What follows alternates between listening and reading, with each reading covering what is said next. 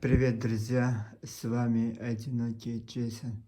Сегодня в просторах интернета вышел интервью, подкаст из Чабурс ТВ, журналиста Руслана Долгиева, м, известный ингушетий Качиха, можно сказать, Танзила Дзаурова, в кавычках историка, этнографа, э, и его мужа Якуба Гагиева, э, руководителя общества Дзурзуки и по совместительству археолог. Интересно получается, бывший сотрудник ФСИН, это кто не в курсе,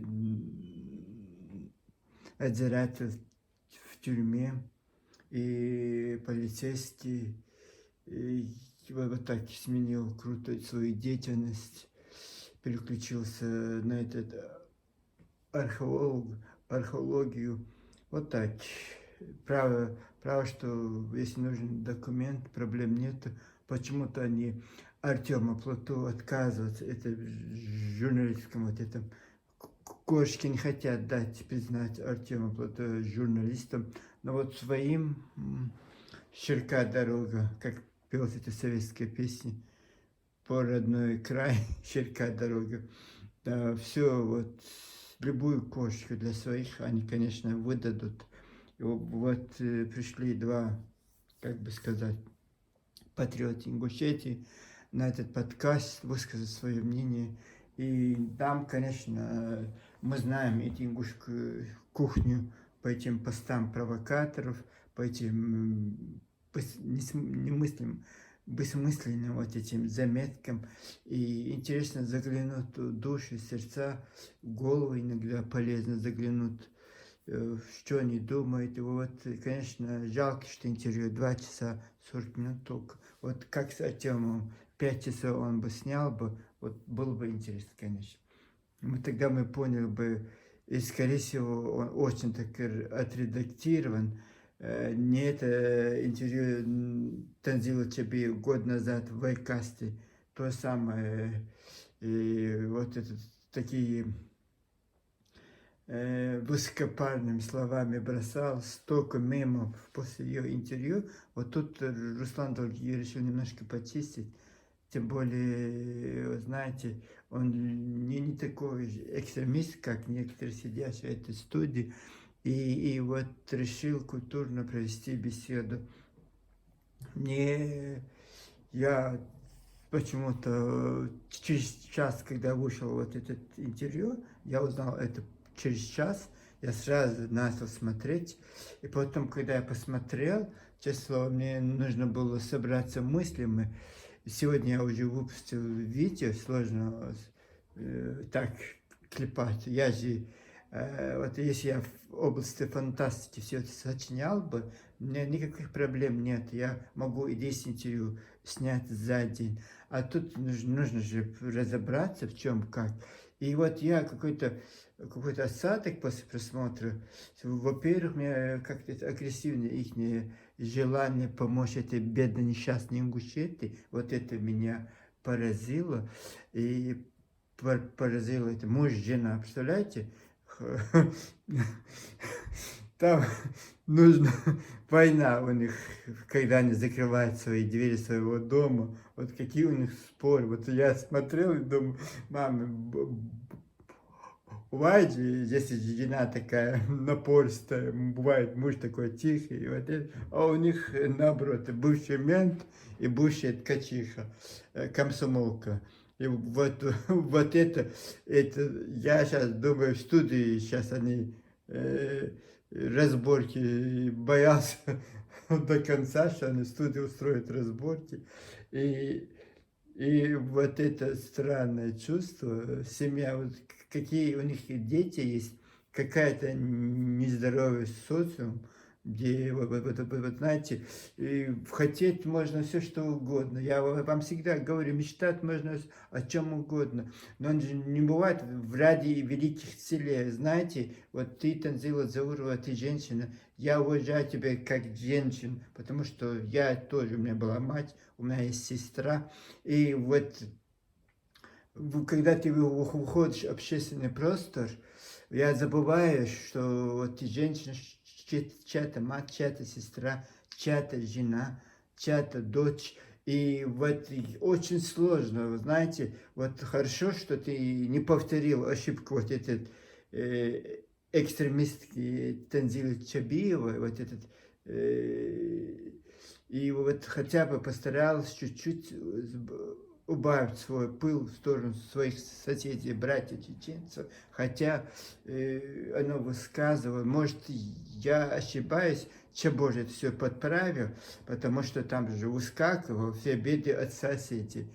Туристы не приходят не потому, что это колхоз, а потому, что они сидят в этом Кавказе, тратят ингушские деньги там. Мне понравилось такой пассаж. Моздоки в аэропорте садятся, а ваши Сунжа, чем это? Моздок маленький город. И вот это тоже понравилось. Мне еще понравилось, очень много было. Вот вся история Ингушетии, почему она разведывалась не потому, что ее нет, просто нечем крыть, нету материалов, фактуры, а потому что вот их присоединили Чечен и Ингушетии, и поэтому все перестали воспринимать их как роды, как бы приложения. Да, вы всегда были приложение к осетинам. Вся ваша история вот так, она идет. Или приложение чеченцев. Мы, честное слово, от этого я не гордый, я жалею, что вас к нам присоединили, потому что вот все это последствия, вот мы должны за вас выгребать, и вы еще имеете наглость нам указывать, вы еще имеете наглость нас оскорблять, вы еще имеете наглость все, что чеченское нехорошо лежит, воровать. У вас никаких потрясений не было, у вас никаких войн за свою историю не было. Последние 25 лет, две чеченские кровопролитные войны, которая истощила всю Чечению, 90% она была разрушена.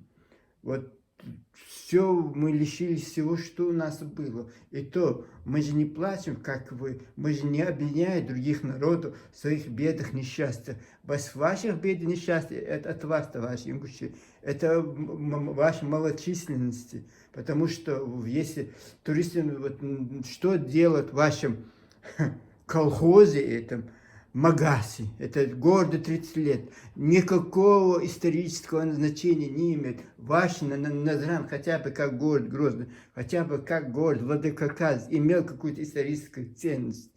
И вот этот, сделать этот Магаз микрорайона, вот новый Магаз, вот старый Назран, новый Назран, там же есть же история столиц мира, вот такой, старые и новые.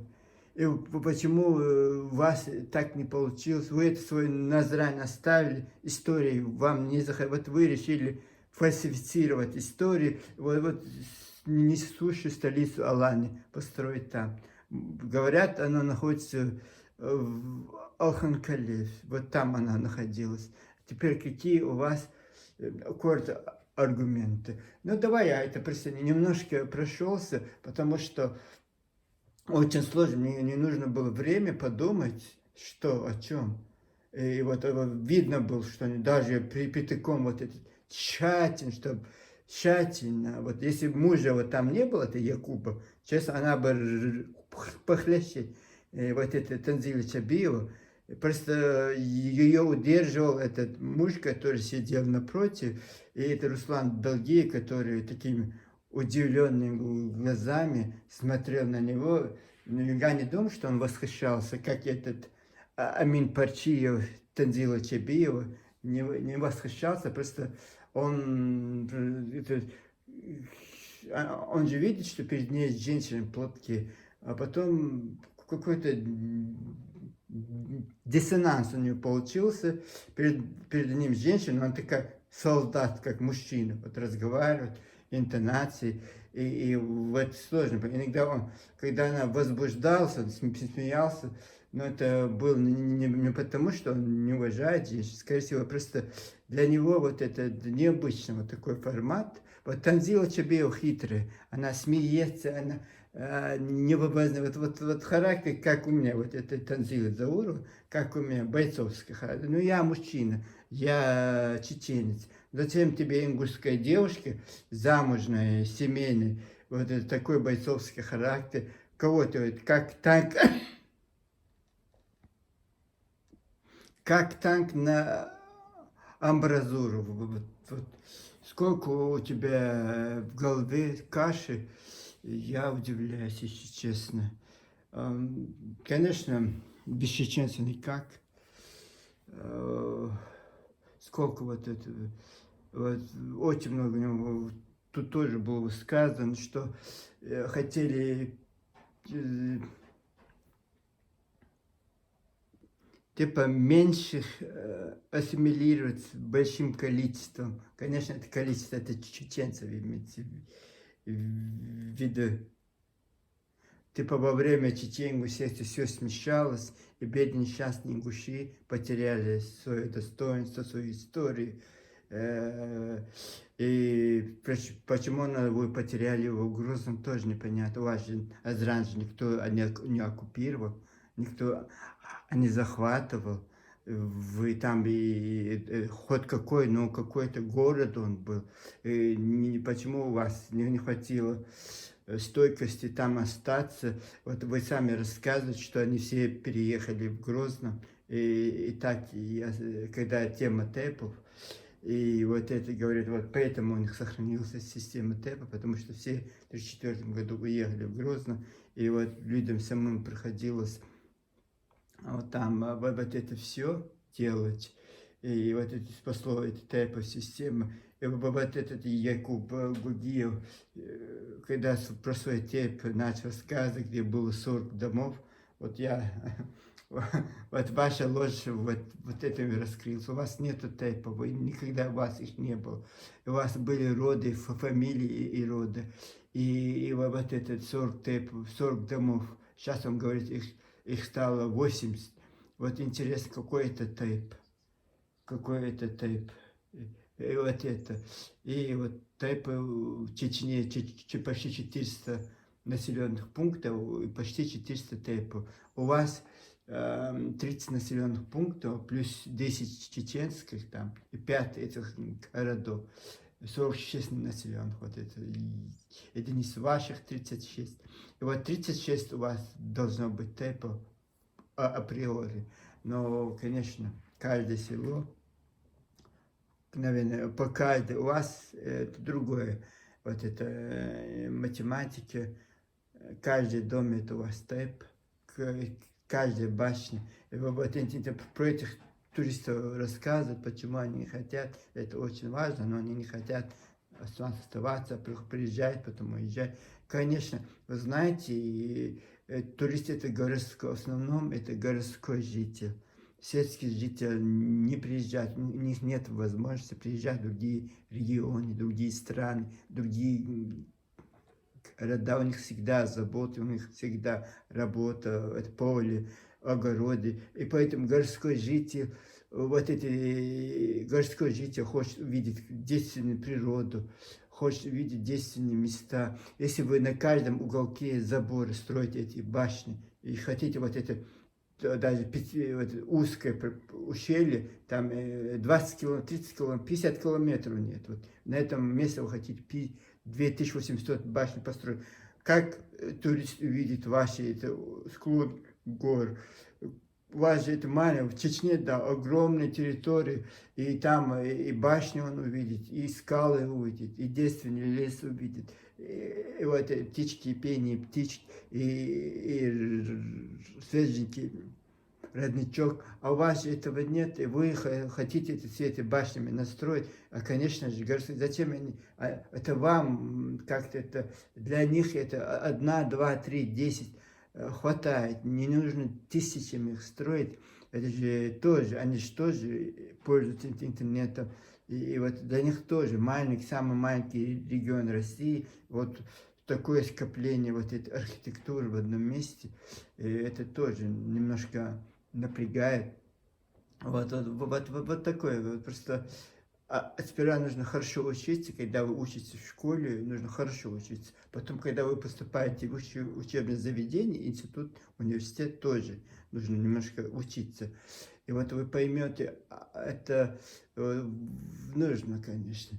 Это вот ваша хотелка, вот вы хотели вот так, вот семейная пара, оба такие, можно сказать, агрессивные, да. Это сейчас они студии так хотя бы немножко э, придерживались своих этих коней, а представь себе, как они, вот, про чеченцев, вот интересно, скрытые камеры можно у них дома поставить, вот, как они про нас одеваются, как они посылают всех этих осетин. Осетин, скорее всего, не посылают, потому что они их не братья.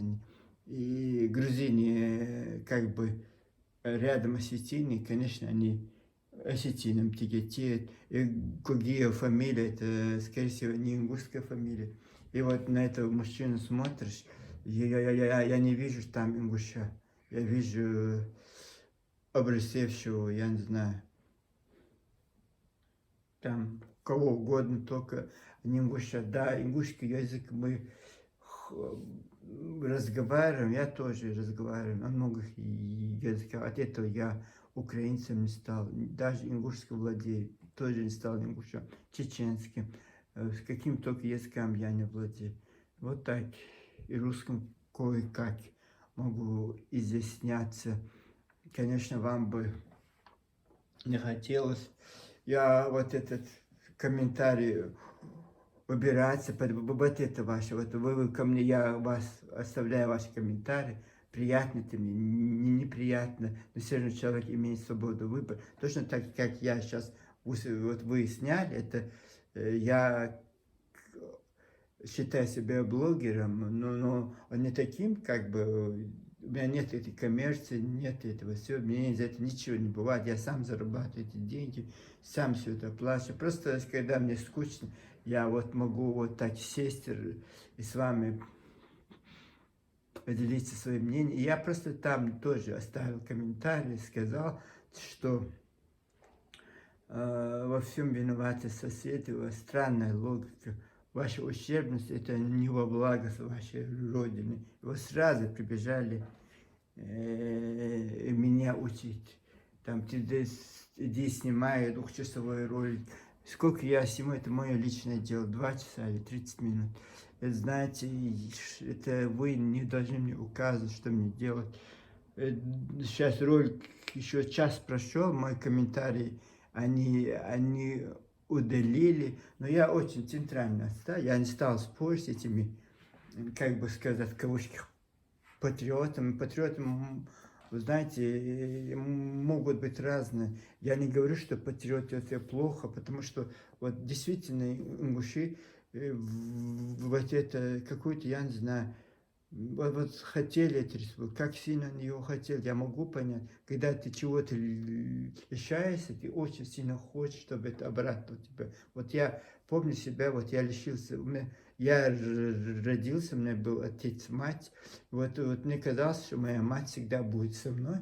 Вот когда я лишился, как не хватало это моей матери, чтобы мне в жизни, вот я даже, наверное, всего бы добился бы рядом своей матери, я бы очень много сделал бы. И вот так получилось, что вот ее убили. И вот точно так же я могу понять этих людей, которые когда-то лишились, не по нашей вине, мы чеченцы, они просили Сталина, чтобы он это лишил этих ингушей, автономии. Лучше они бы, знаете, лучше бы они там остались.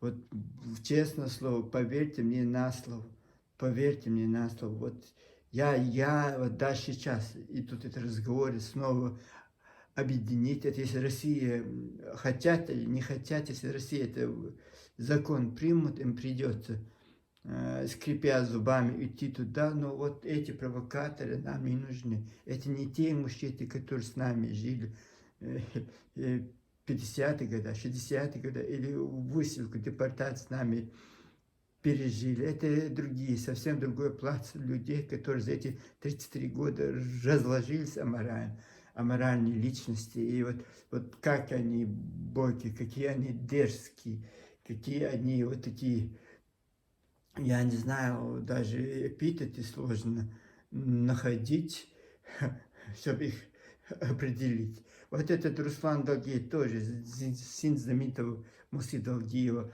Я не думаю, что он идиот. Я не думаю, что он глупый человек. Если он может вот так сидеть, разговаривать, он же, видно, вот даже я не журналист, я вижу, что он имеет вот багаж. Вот точно так же, как я. Я не блогер, даже просто, представляете, я простой человек, просто сижу, внимательно их слушаю, а потом свое мнение высказываю. И иногда мне не хватает терпения досмотреть до конца. Вот их я досмотрел до конца, потому что это Танзила Заурова очень во многих подлостях отмечается.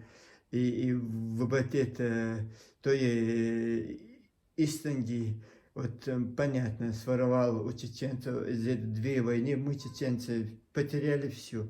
Вот даже многие наши наследие оказалось в руках этих ингушей. Вот это Элла Гагиева. Представляете, фильм, который снят в 85 году, 40 лет, архив Чечен-Ингушетии разрушен, он исчез. Оказывается, они тайно это все перевели в Ингушетии. Точно так же вот этот все грузинские музеи, вот этот Истинг, вот этот Чебарс тоже вот снизу поставил, вот этот ковер, типа Истинг. И вот в Грозинском музее в 72 году, 73 году, это в Грозинском музее стоял, и там написано, что это чеченск, вот. И вот ингуши ничего хорошего не нашли, придумали звание, что-то осетинское, вот это название, вот это, и вот это наш истинг, поэтому вот все истинги мы первооткрыватели этих истин, это наш национальный, вот это состоянии. А есть изданная книга 1800 в каком 95 году про национальные промыслы Северного Кавказа. Русский. Пришли, и вот там этих ингушей не упоминают, что у них был национальный промысл. Вот чеченцы упоминают, что у них был национальный промысл, вот эти истинги. А вот ингушей в этой книжке не упоминают. Но это ничего. Если там еще вот мы промолчим и сделаем вид, что это мы не замечаем.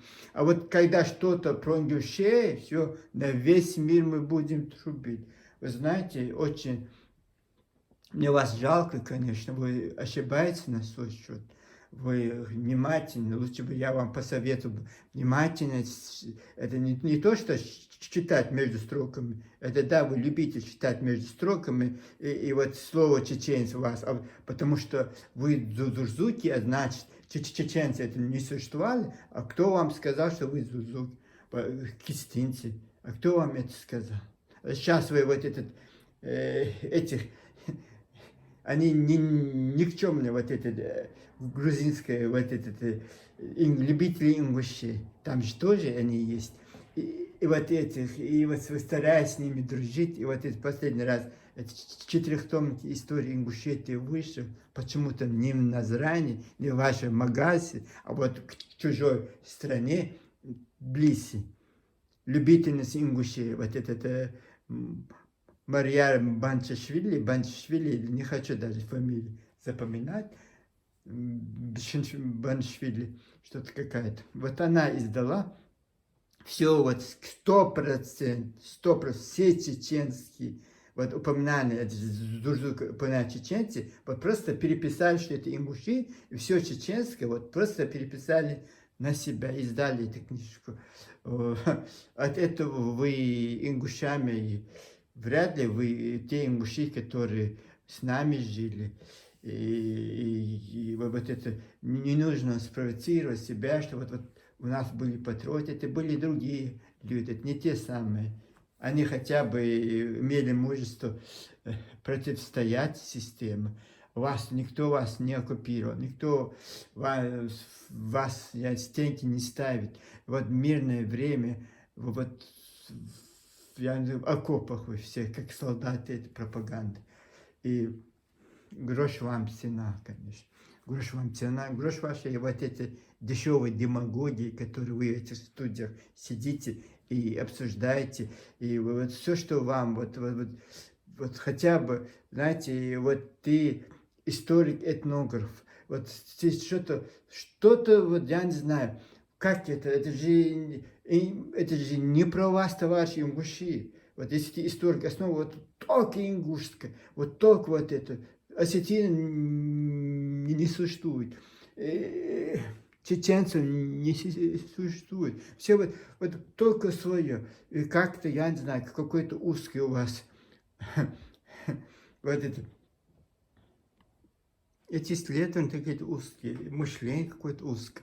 И вот я историк, этнограф, ты говоришь, и вот я не знаю, если это ваша Ингушетия была бы как Китай, я не знаю, 1,5 миллиарда человек вас было бы, хотя бы 1 000 000 вас было бы, хотя я не знаю, как это Беларуси, Грузинии, вот как это можно 4 квадратных километра, вот 3 квадратных километра и 3 этих населенных пункта, вот их вы, вот это, там же ничего нет исследовать, поэтому вы и чужой прихват, и вот это свой вот на чужое глазете, потому что очень узкое у вас это.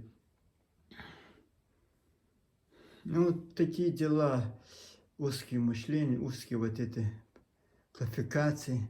И вот это, вот я, вот представляете, в Москве, вот человек говорит, я историк, этнограф, это, понимаю, он будет и русских исследовать, и чеченцев, и башкир, и балкарцев, и какие-то экспедиции будут ездить, и этих попасться в Новой Гвинее, вот все вот, а у людей это только свое, вот фальсифицировать, вот их талант хватает только на этот фальсификации.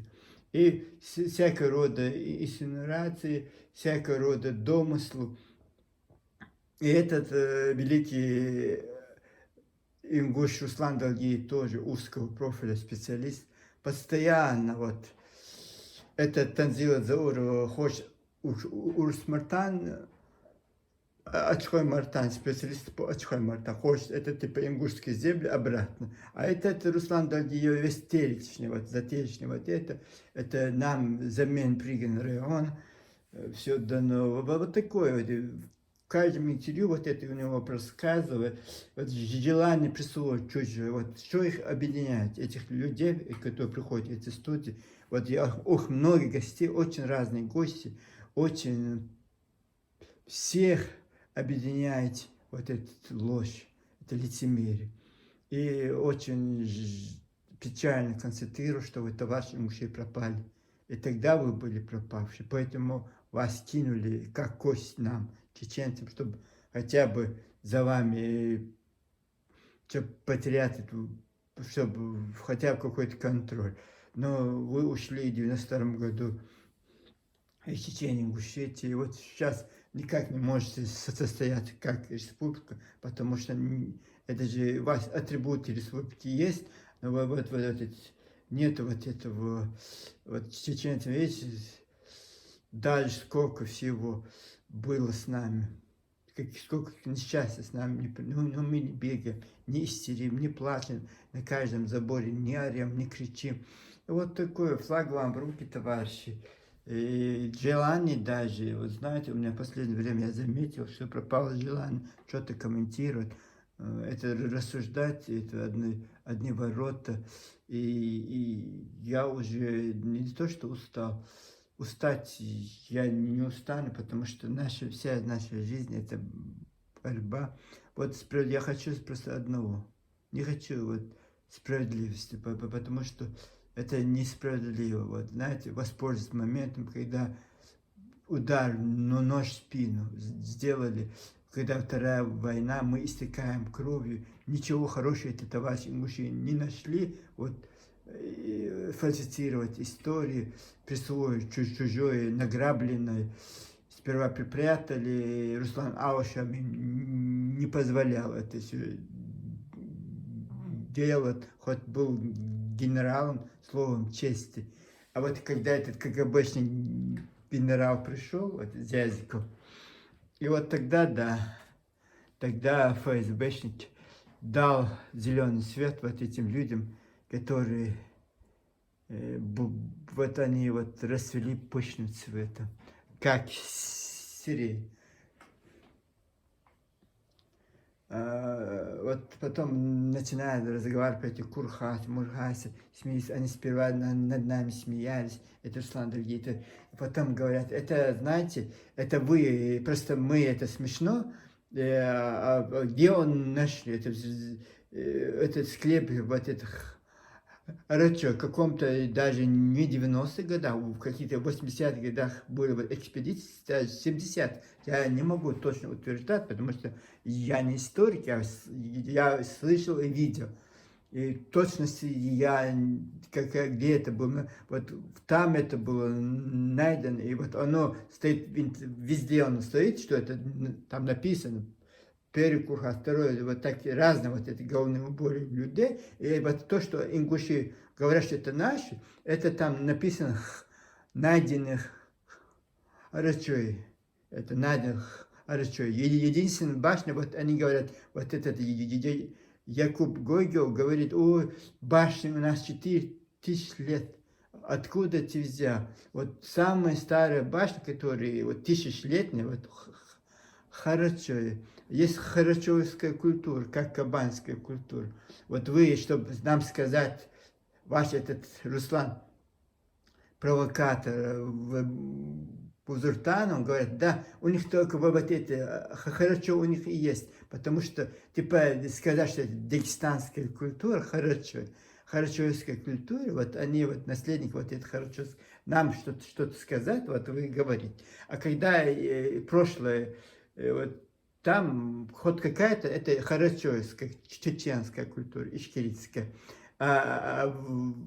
И самая старая башенный комплекс, который признан, это тысячелетие, там находится. И вот такие мелкие вещи,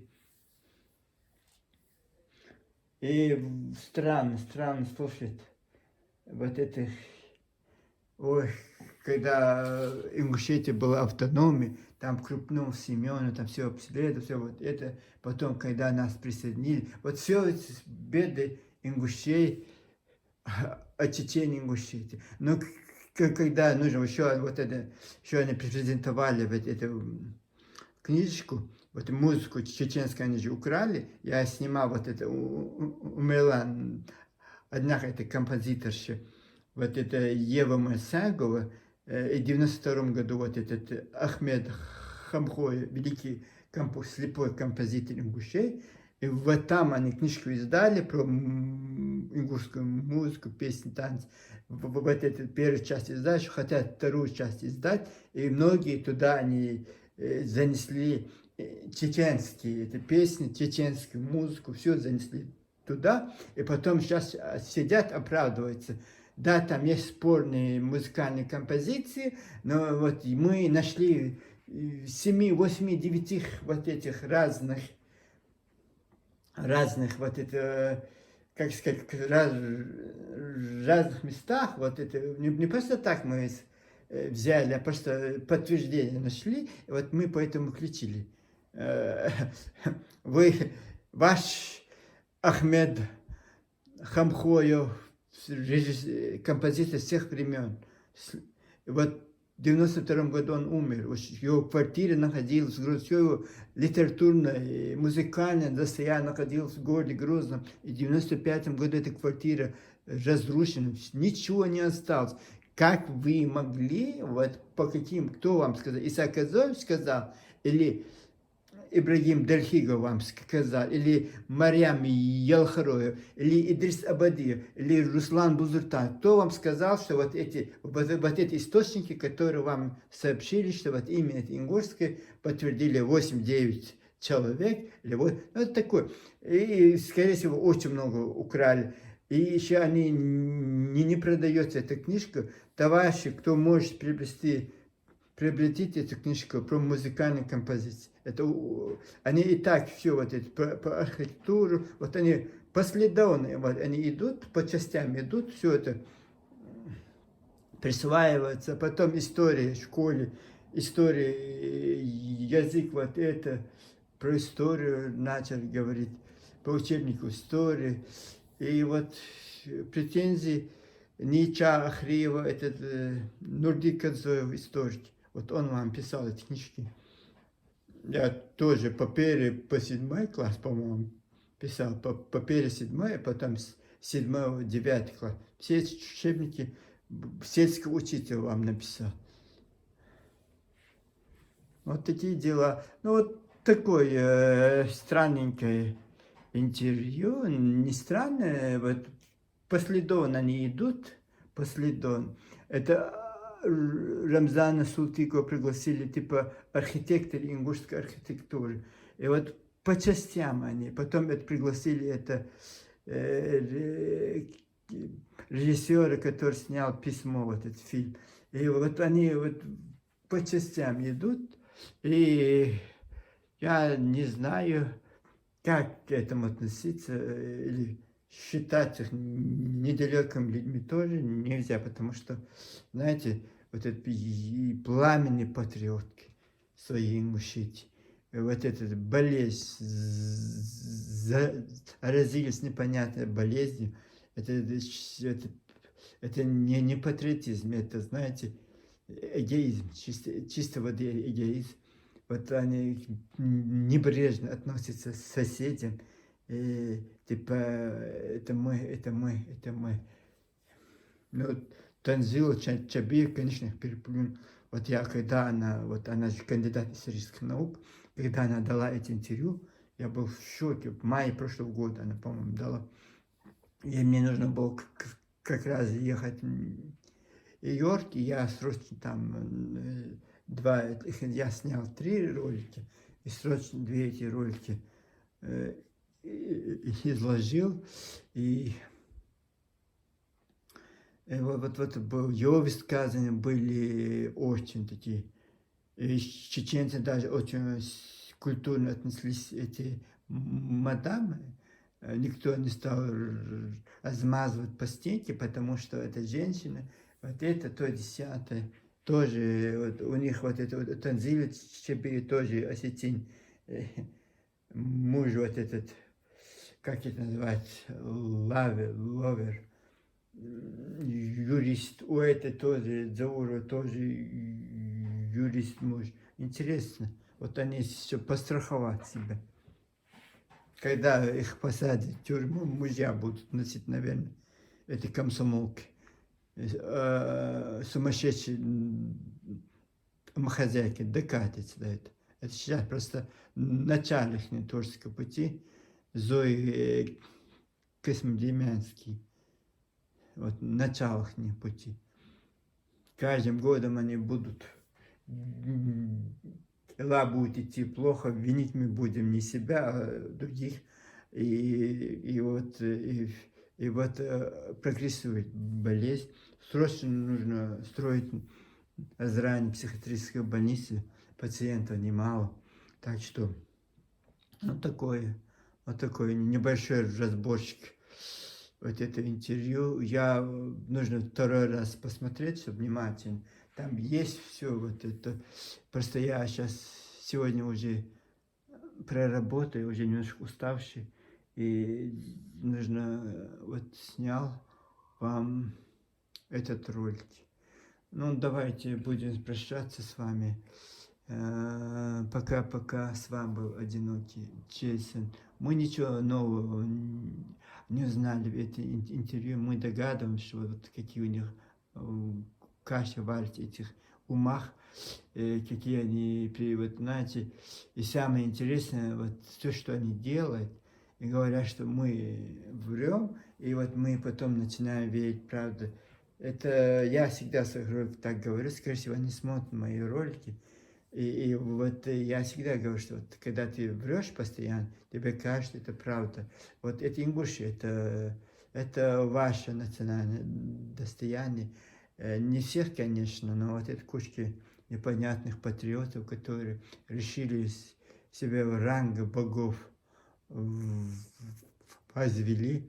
Это, знаете, какая-то сумасшедшая,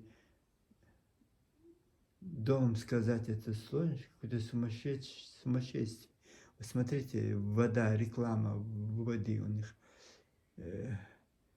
Лев, он, черная кость называется вода, рекламирует. Или это парикмахерская, по-моему, парикмахерская. Черная кость. О, хорошо, вот такие черная кость. Что это означает? В жизни я не видел такое название парикмахерское. Я барбершоп, или я не знаю, какой можно даже я не думаю, что это вода. Это вообще странно. Звать минеральную воду черной кости. Скорее всего, парикмахерская, которая спонсором стала вот этого эфира. И вот странности, знаете, странности на странности. Это самая ткачиха, воровка чеченских истин, конечно, она как могла отметиться? Вот только вот так. Жалко, что она не была одна в студии. Вот она бы наговорила бы очень много. А так как муж сидит напротив, она немножко себя удерживала. Своя чеченофобия, ярая чеченофобка, ненавидит чеченцев.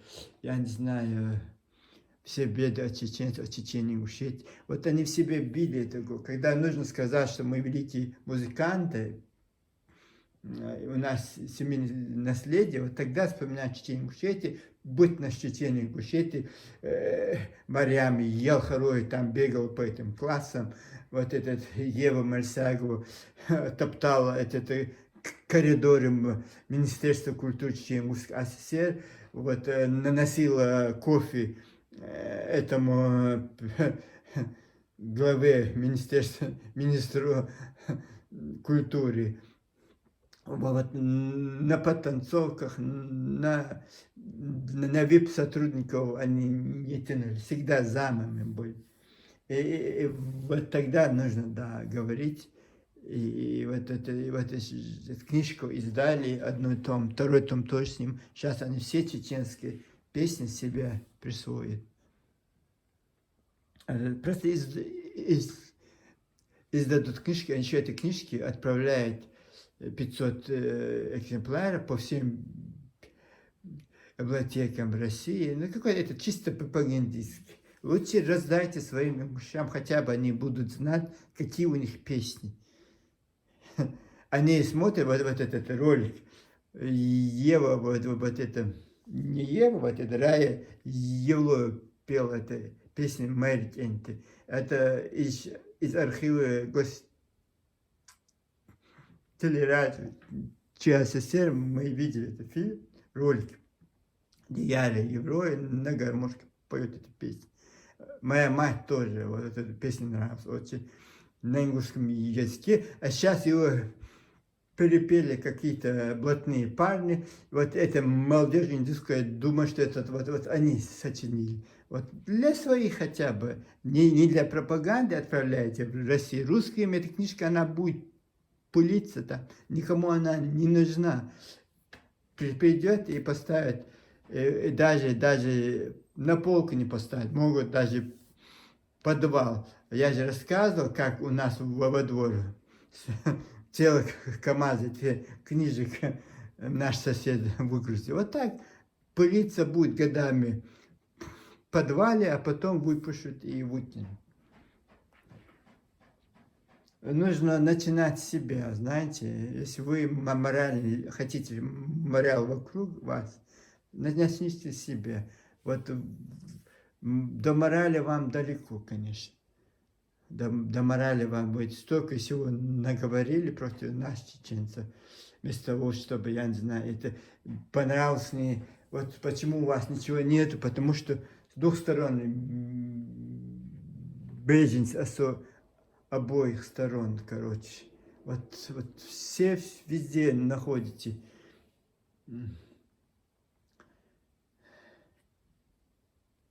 Находите отмазки эти, я не знаю. Да. До величия вам еще очень далеко. Это семимильного будущее ваше. Вот вы говорите про это будущее ваших ингушских детей, но вы сами своими действиями лишаете их этого будущего. Ближе чеченцев вам никого нет. За вас сердце, душой болеет только мы, чеченцы. Вот нам интересны ваши подкасты. Мы там сидим, слушаем вас. И вот русский думаете, вот вы на русском языке это говорите, я не знаю для кого. И вот вы интересны только нам, вы никому не нужны. Вот это вы должны зарубить на себе, на носу. Вот что с вами случается, вы это, знаете, вы от нас ушли, еще прихватили наше все. Все, генофонд, телерадио, все прихватили с собой. Опустошили Грозненские музеи, университеты, все вот это. И вы знаете, и еще понятно, это в начале, еще когда вы создавали ее, вам нужна была вот эта какая-то база, ничего, что вы взяли без разрешения. Мы это могли бы простить вам, но мы никогда вам не простим вашу ложь, ваше лицемерие, ваше вот это оскорбление, ваши издевательские эти тона, сидя в этих студиях.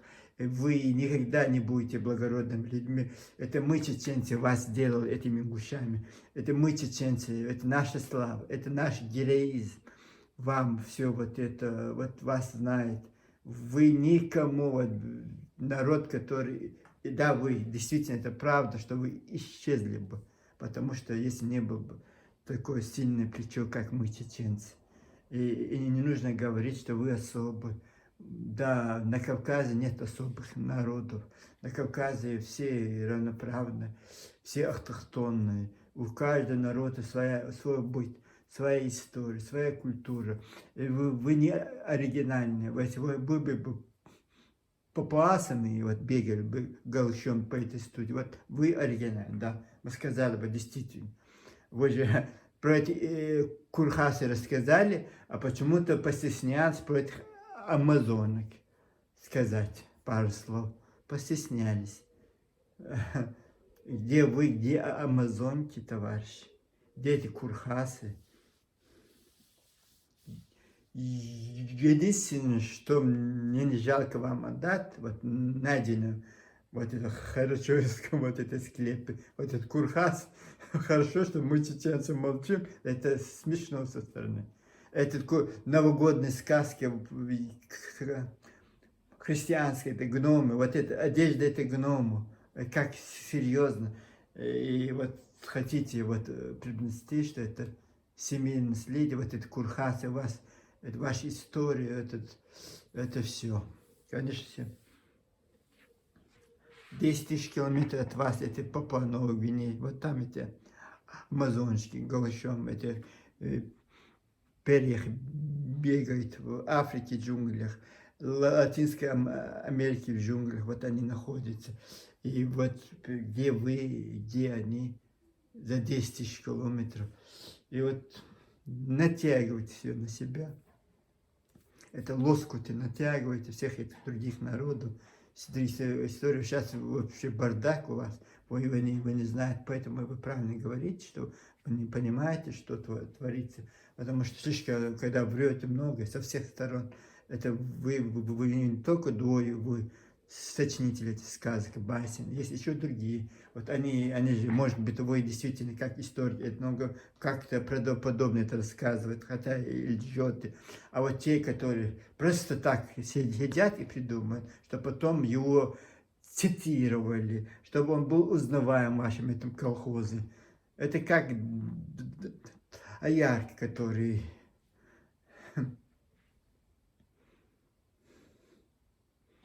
Знаете, не надо нас учить вот это, и вот вашу ущербность лицо, конечно. Да, сейчас после 33 лет своей государственности вы не можете никак обойтись без нас. Вы бы пропали бы, вы бы исчезли бы с карт, если чеченцы вас не сохранили, это в городе Грозном. Вот такое. Вот такое мое мнение. Я не буду его развивать, потому что особое отношение. Это Танзилия Дзауровой, которая Лгуня, Вурушка и похотительный чеченский Истамбул. А этот мужик, странный мужик тоже.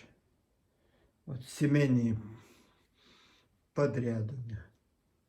Вот так семьями сходят с ума. Вот я не удивлюсь.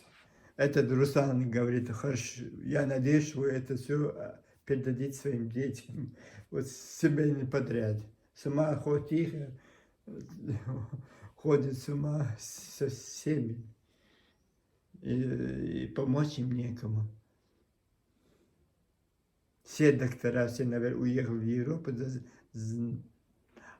а заработок за счастливым долларом уехали. И вот бедный несчастный остался эти Ингушетии, и на всех эти должностей не хватает. Вот один человек 4-5 должностей занимает. Хотя бы единственная вот эта заслуга, вот родилась эта Жерах, многие эти патриоты, которые так кричат громко, родились даже не в Ингушетии, никакого отношения к Ингушетии они не имели. Ну вот такое небольшое шоу на Чаборс ТВ.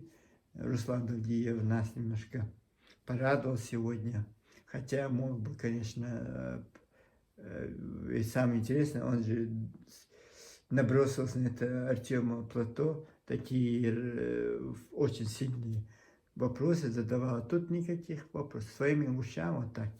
Вот заметили всех, кто к нему приходит, нет вот такого, ничего не говорит. Вот почему-то набросился на это бедный несчастного парня, который действительно, точно как это Танзила Заура, болеет, скорее всего, за этих мужчин, может и ошибается, но это его ошибки, это не наше дело.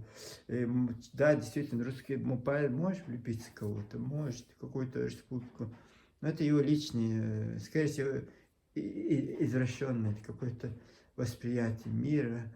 И вот он, конечно, эти аплодисменты не только Артем Плато хочет, вот эти тоже хотят, чтобы им аплодировали. Поэтому, скорее всего, Гуд придумает того, что нет, и сочиняет небылицы, и вот такое небольшое отступление. Пока-пока, с вами был Одинокий Честь.